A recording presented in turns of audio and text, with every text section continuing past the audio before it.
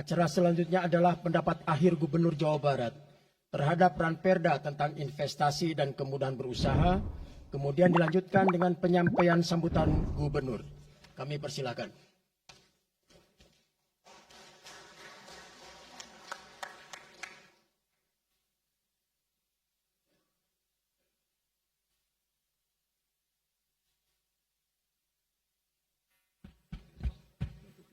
Assalamualaikum warahmatullahi wabarakatuh. Sampurasun. Rampes. Yang saya hormati Ketua DPRD Provinsi Jawa Barat yang mulia Bapak Buki Wibawa, para wakil ketua Bapak Iwan Suryawan, ini tokoh politisi yang begitu kalem saat ada interupsi. Bapak M.Ki. Iswara, ini politisi yang tampan selamanya tapi tidak pernah nakal. Dan tokoh spektakuler kita yang sangat populer di antara politisi DPRD Provinsi Jawa Barat, Bapak Ono Surono. Saya sudah tahu Pak Ono kontrak-kontrak medianya sudah banyak nanti ke depan. Kemudian juga Bapak ini sebentar lagi akan berangkat haji, Bapak Ki Haji Acep Jamaluddin. Terima kasih. Seluruh anggota DPRD Provinsi Jawa Barat, para ketua praksi, para ketua komisi, dan saya mengucapkan terima kasih atas berbagai otokritik yang dilakukan, baik secara langsung maupun lewat media, baik media massa maupun media elektronik. Dan itu menunjukkan bahwa di Provinsi Jawa Barat ada terjadi dinamika politik yang luar biasa. Semua orang memiliki concern pada hal yang menjadi tujuan kita, mewujudkan Jawa Barat istimewa dengan berbagai cara. Tugas DPR adalah bicara, itulah tugas DPR. Jadi kalau tidak bicara, mungkin DPRD dianggap tidak ada. Saya ucapkan terima kasih atas otokritiknya.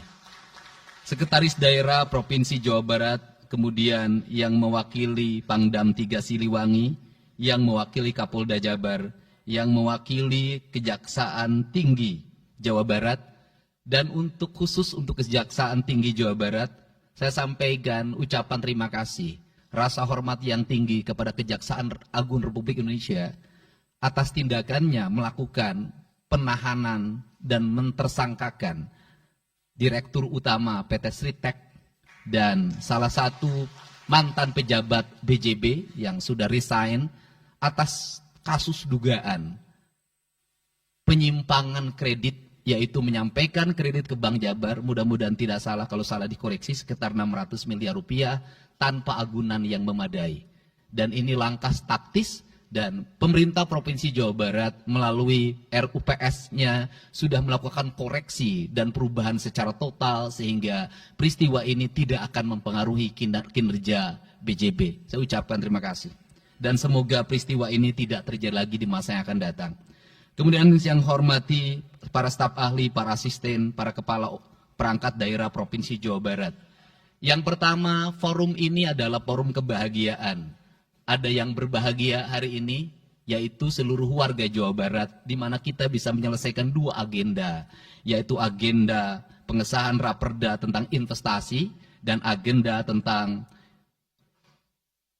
pengesahan hasil dari LKPJ. Seluruh rakyat Jawa Barat bergembira karena rencana kita dalam melaksanakan pembangunan akan berjalan dengan cepat. Tetapi barangkali para media sangat kecewa. Karena hari ini tidak kejutan-kejutan lagi sehingga viewernya mungkin agak menurun hari ini. Tetapi kita harus berkorban demi kepentingan rakyat Jawa Barat. Kita kesampingkan viewer, kita kesampingkan komen, kita utamakan kepentingan rakyat Jawa Barat.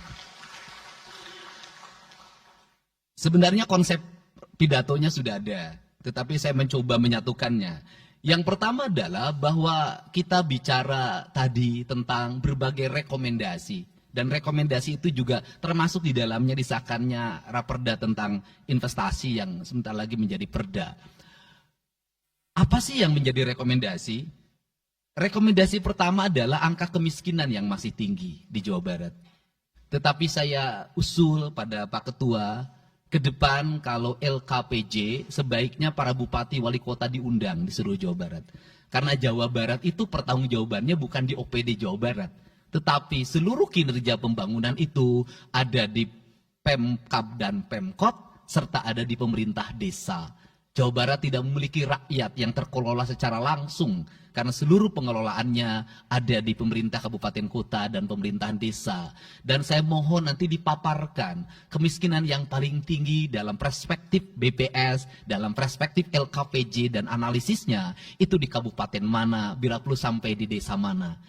Kemudian angka investasi tertinggi di kabupaten mana, angka investasi terendah di kabupaten mana, infrastruktur yang berproblem di kabupaten di mana, sehingga semuanya terpetakan dengan baik, sehingga nanti kita bisa mengorkestrasi antara pembangunan Provinsi Jawa Barat, pembangunan kabupaten kota, dan pembangunan desa secara bersama-sama dan berkeadilan. Kemudian yang kedua, bahwa investasi ini menjadi aspek yang utama dalam kinerja pembangunan Provinsi Jawa Barat hari ini. Kenapa? Karena satu, angka kemiskinan kita masih tinggi. Kemudian angka kemiskinan yang tinggi di Indonesia sebenarnya juga dipengaruhi oleh jumlah penduduk yang tinggi. Sehingga persentase kecil menurut Jawa Barat, tetapi menurut nasional menjadi besar. Keberhasilan Indonesia sangat tergantung terhadap kinerja pemerintah Provinsi Jawa Barat, pemerintah kabupaten kota, dan pemerintahan desa. Yang kedua adalah pendidikan. Yang ketiga adalah infrastruktur. Yang keempat, kesehatan. Yang kelima, pengendalian penduduk. Yang keenam adalah pengendalian lingkungan.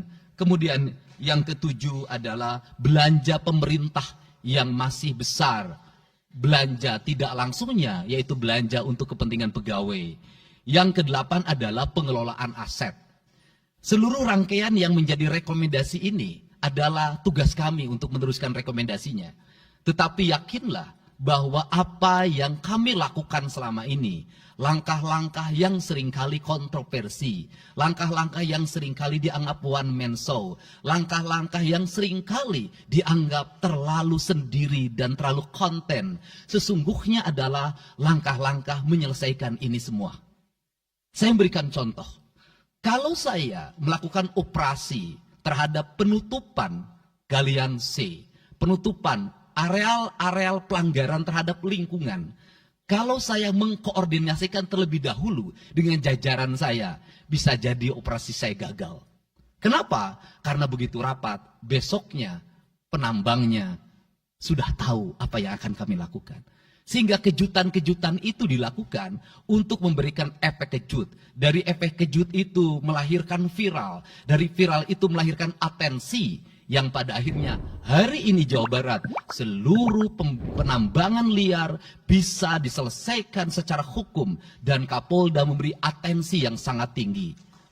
Hari ini Jaksa Agung memberikan perintah kepada Kejaksaan Tinggi untuk melakukan proses pidana bagi siapapun yang melakukan pelanggaran lingkungan dan memberikan kerugian bagi kepentingan masyarakat. Yang kedua, saya sampaikan juga mengenai bagaimana melakukan penanganan terhadap berbagai problem lingkungan yang terjadi. Nilai tukar petani yang menurun, kemudian musibah bencana alam yang tidak berhenti. Perlu kami sampaikan bahwa Gubernur Jawa Barat sudah mengeluarkan peraturan gubernur yang melarang alih fungsi lahan, yaitu larangan alih fungsi hutan, larangan alih fungsi areal perkebunan, larangan alih fungsi sumber-sumber pengairan, larangan air fungsi dari airan sungai, dan larangan alih fungsi pesawahan. Yang itu harus segera ditindaklanjuti oleh kabupaten kota dengan melakukan evaluasi tata ruang secara menyeluruh. Karena inilah jalan yang terbaik apabila kita ingin melakukan perubahan lingkungan di Jawa Barat. Kemudian, masih bicara kemiskinan hubungannya dengan pendidikan. Saya sampaikan bahwa problem kita saat ini, saat pemerintah menggratiskan sekolah sampai SMA, swasta masih bayar. Maka gratis itu tidak punya makna. Saya tadi di jalan itu bertemu dengan orangnya menangis di depan saya karena seragamnya tidak bisa terbayar. Saya katakan harga seragam berapa? 1,5 juta. Saya balik, jajan anak ibu berapa? Sehari 20.000. Apa sih yang terjadi? Yang harus diperbaiki bukan hanya pemerintah, tetapi juga masyarakat harus diperbaiki. Apa yang harus diperbaiki? Ke sekolahnya harus selalu gratis, tapi biaya konsumsi anaknya selalu diikuti. Apa artinya gratis? Kalau bekal ke sekolah 50.000 per hari. Negara mengeluarkan biaya, tapi orang tua mengeluarkan biaya. Maka kami sudah mengeluarkan surat edaran. Yang surat edaran itu sesungguhnya sebagai upaya sistematik dan menyeluruh sampai tingkat pendidikan dasar, walaupun itu bukan kewenangan gubernur. Tetapi dari sisi surat edaran gubernur bisa dijadikan landasan bagi para bupati dan wali kota membuat surat edaran yang sama. Apa sesungguhnya yang menjadi alam pikiran saya?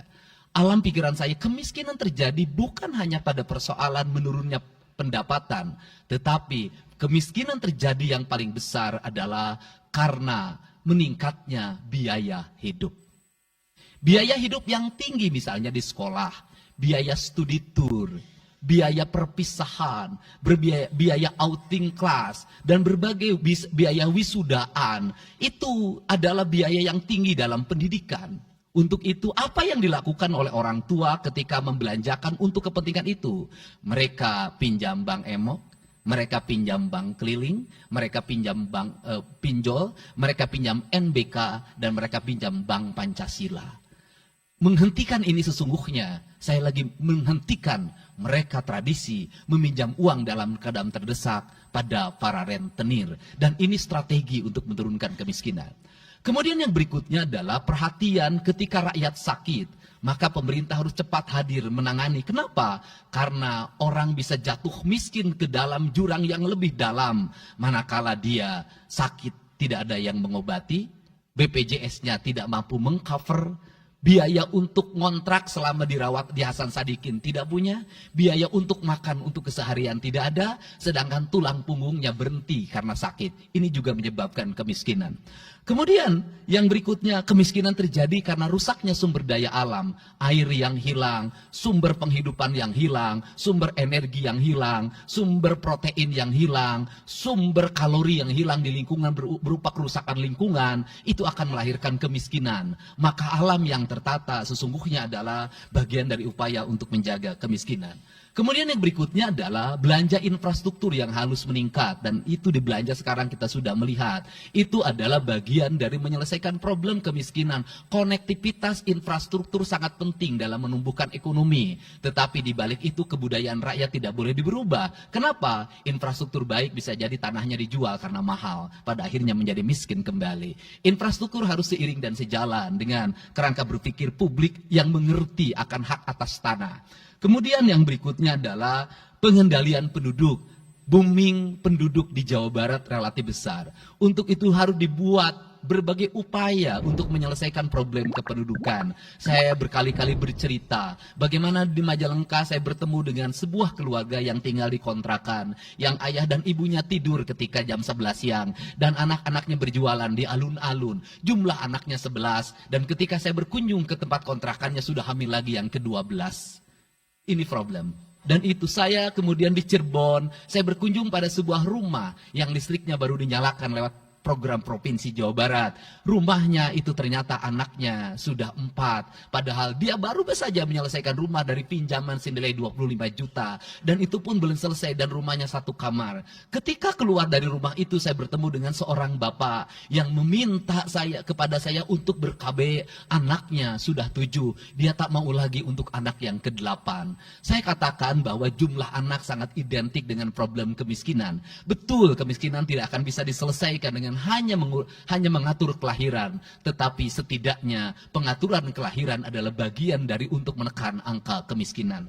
Dan yang terakhir adalah dari seluruh rangkaian ini adalah belanja pemerintah harus menjadi stimulus bagi kepentingan masyarakat.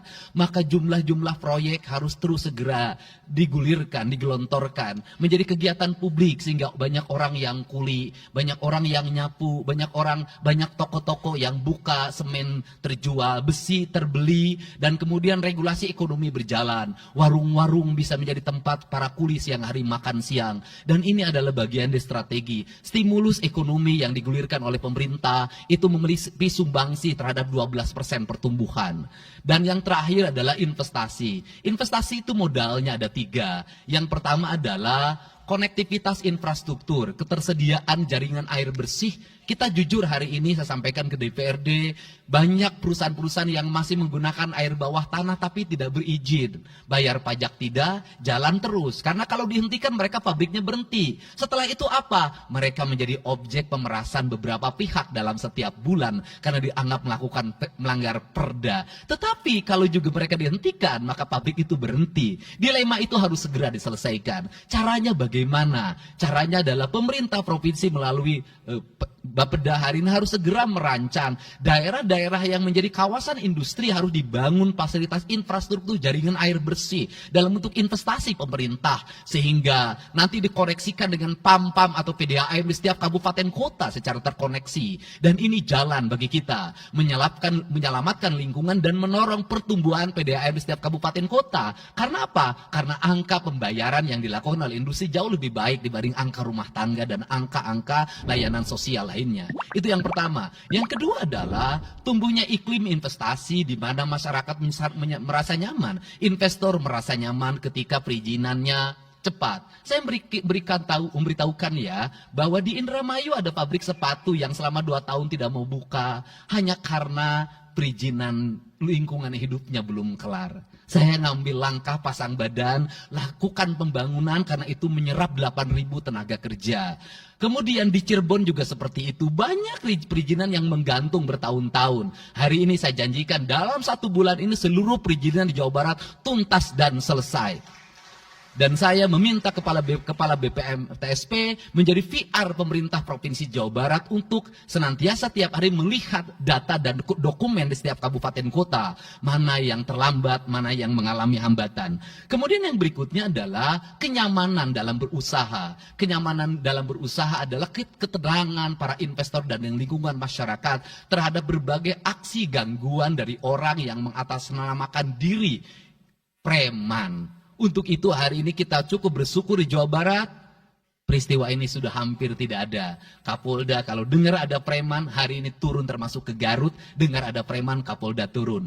Ini semua stakeholder sudah bergerak dengan baik, layanan investasi sudah berjalan dengan baik, tinggal satu lagi hambatan investasi adalah masyarakat menaikkan harga tanahnya luar biasa. Kasus BYD, kenapa mengalami hambatan sekitar 20 hektar, masih belum terbebaskan? Karena rakyatnya hari ini meminta 3 juta rupiah per meter. Padahal di situ dulu 150.000, itu pun jarang yang beli. Ini problem kita. Apa peran gubernur saya sampaikan?